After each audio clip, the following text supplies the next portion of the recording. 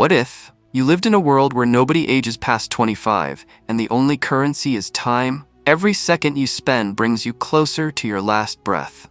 Hey everyone, welcome back to Real Screen, where we break down the most gripping and adrenaline-packed movies, scene by scene. Today, we're diving into In Time, a sci-fi thriller from 2011 that flips the idea of money on its head. In this world, the rich can live forever, and the poor fight every day just to see tomorrow. When an ordinary person suddenly inherits over a century of time, it sparks a deadly game of survival, drawing the attention of the powerful and the corrupt. Hunted, desperate, and with nothing left to lose, two unlikely allies turn into outlaws, robbing from the rich to give time back to those who need it most. But in a world where the clock never stops, one wrong move could mean death in seconds. Can they take down a system built to keep people dying? Or will they run out of time before they can change the world?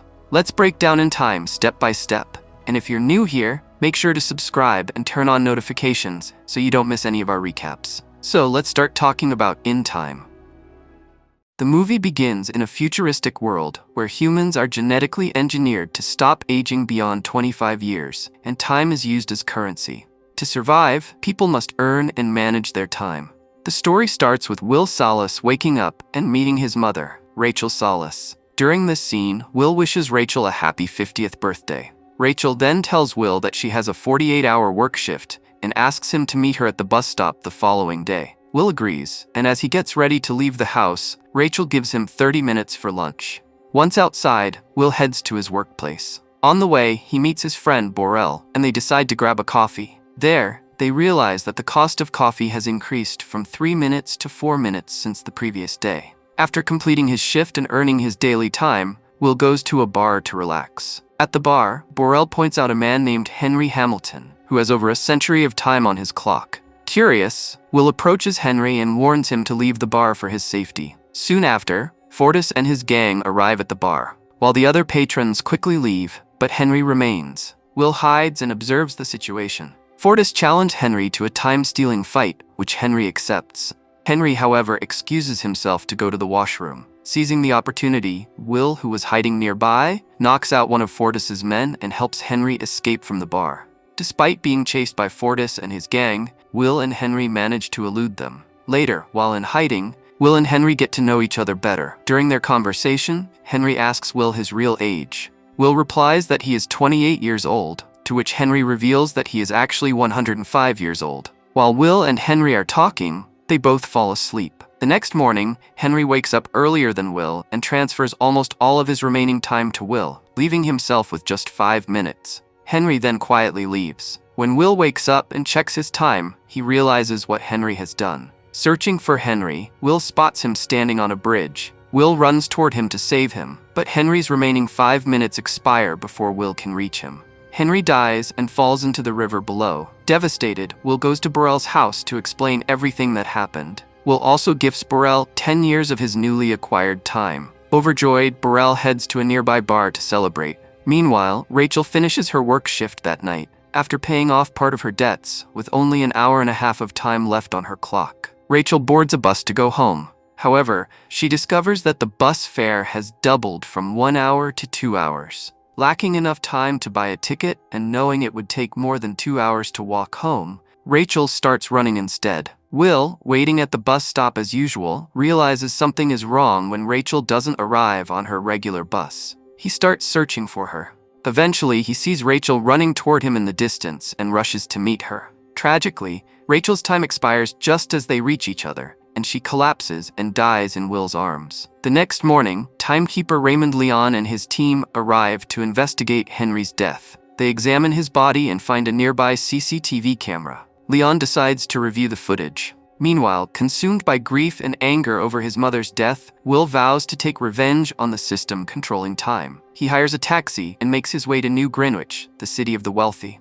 To cross the multiple time zone borders on the way, Will spend significant amounts of time from his clock. Upon reaching New Greenwich, Will checks into a hotel and pays for a room to stay the night. Meanwhile, Leon examines the CCTV footage from the bridge where Henry died. The footage reveals Will's presence, leading Leon to suspect that Will might be involved in Henry's death. Determined to find him, Leon and his team set out to track Will down. The following night, Will visits a casino club and begins playing poker. There, he encounters a wealthy businessman, Philippe Weiss, and his daughter, Sylvia Weiss. Will plays poker with Philippe and ultimately wins. Impressed by his victory, Philippe invites Will to a party at his house the next evening, which Will accepts. The next morning, Will uses part of his winnings to purchase a sleek sports car worth 50 years of time.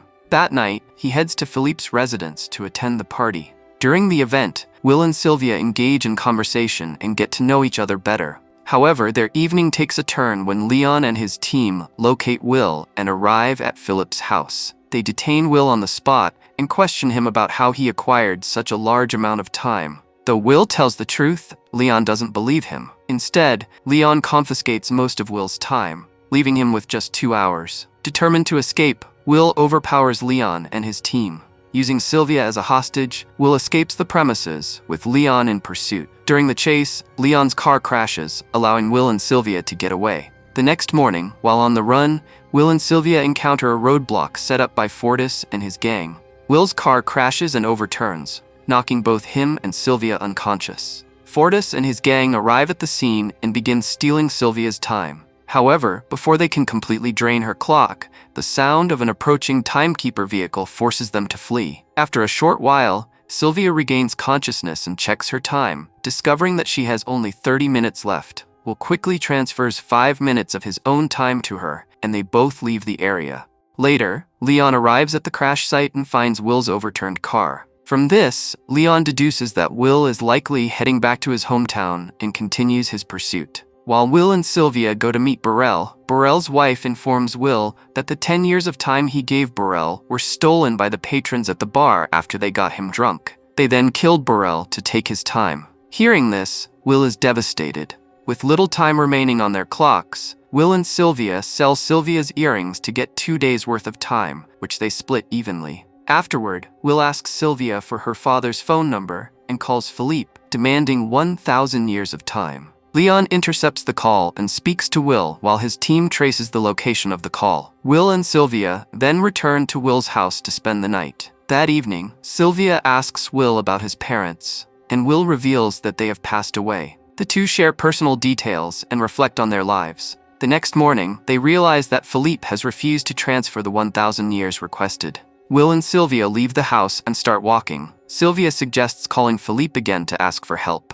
Will, hesitant but willing, gives Sylvia a gun as a precaution. Sylvia places the call to her father. Meanwhile, Leon quietly approaches their location and prepares to shoot Will. However, Sylvia notices Leon's approach just in time. Sylvia shoots Leon and they leaving the Leon's car, and they flee the area. Shortly after, Leon is left walking on foot.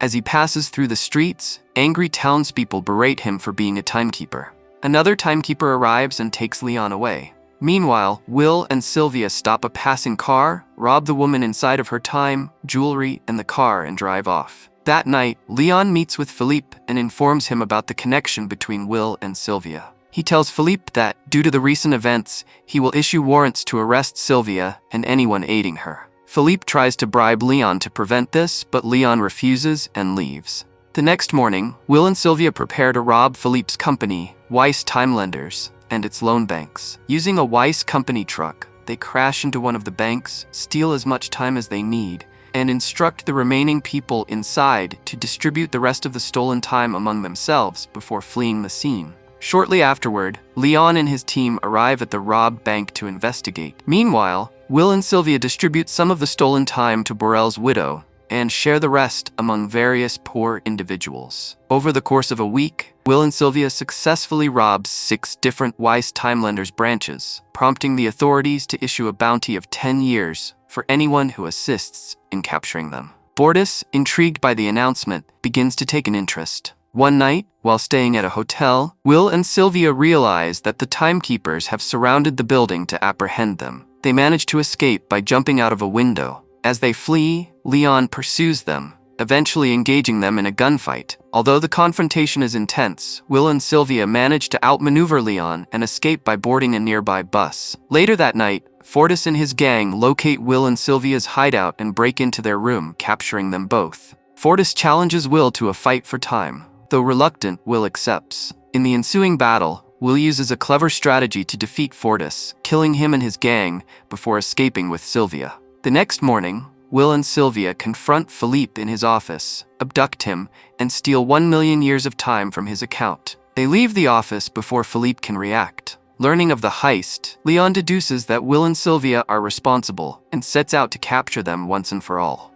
As Leon continues his pursuit, he spots the car in which Will and Sylvia are traveling. Chasing them relentlessly, Leon forces them onto a path where timekeepers have set up roadblocks and open fire. Despite this, Will and Sylvia manage to escape and reach Will's old neighborhood. Leon, still in pursuit, eventually catches up to them and stops their car. As their vehicle crashes, Will gets out and gives the million years of time they had stolen to a young girl in the crowd, instructing her to distribute it among the people.